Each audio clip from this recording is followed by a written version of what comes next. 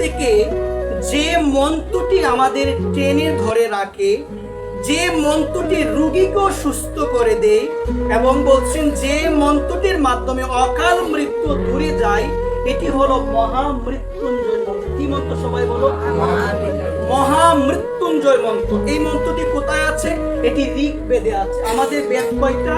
চতুর্বেদ। বেদ কয়টা? ঋগ, সাম, যজুর, অথর্ববেদ। ঋগ্বেদের মধ্যে আছে, আবার মার্কণ্ডেয় পুরাণের মধ্যেও এই মন্ত্রটি আছে। এটিকে বলে, কি মন্ত্র বলে গো? এটিকে মহামৃত্যুঞ্জয় মন্ত্র। সবাই বলে, কি বলে?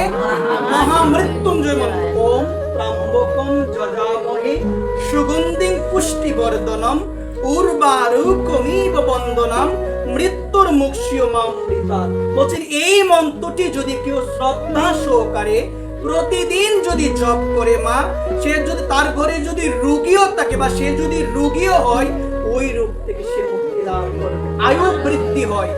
এই মন্ত্রটি জপ করলে আয়ু বৃদ্ধি হয়। ঐতিহাসিক প্রমাণ শাস্ত্র দিয়েছে। ঐতিহাসিক প্রমাণ, একটি সত্য ঘটনা এটির সাথে জড়িত হয়েছে। মহর্ষি মৃকুণ্ড নামে এক ঋষি ছিল। নাম কি সবাই বলেন? মহর্ষি মৃকুণ্ড। নাম কি সবাই বলেন?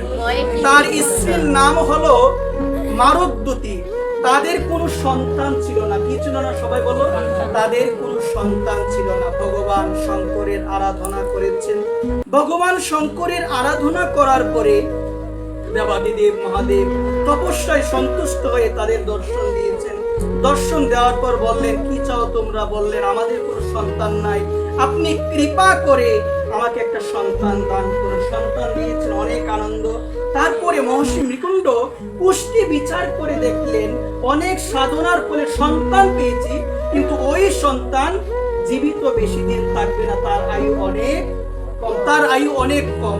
তিনি বিভিন্ন ভেবে চিন্তে ছেলেকে একদিন বললেন, বাবা তোমার আয়ু অনেক কম, আমি তোমাকে একটি জিনিস বলবো, তুমি যদি শ্রদ্ধা সহকারে নিষ্ঠা সহকারে ওই মন্ত্রটি সবসময় তুমি জপ করতে পারো, তুমি কি করতে পারবে? তোমার আয়ু বৃদ্ধি হয়ে যাবে, তোমার অকাল মৃত্যু আর হবে না। সেই মন্ত্রটি কি?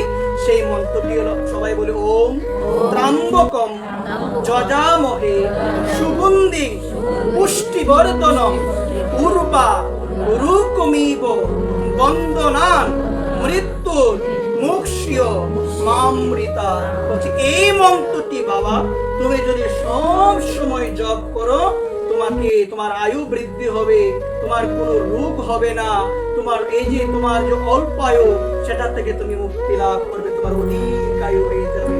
পিতৃবাক্য শিরোধার্য করে ভগবান শঙ্করের সামনে চিত্র রেখে তিনি জপ করতে লাগলেন। যথা সময়ে তার যখন আয়ু শেষ হয়ে গিয়েছেন, যমরাজ আসলেন তাকে নেওয়ার জন্য।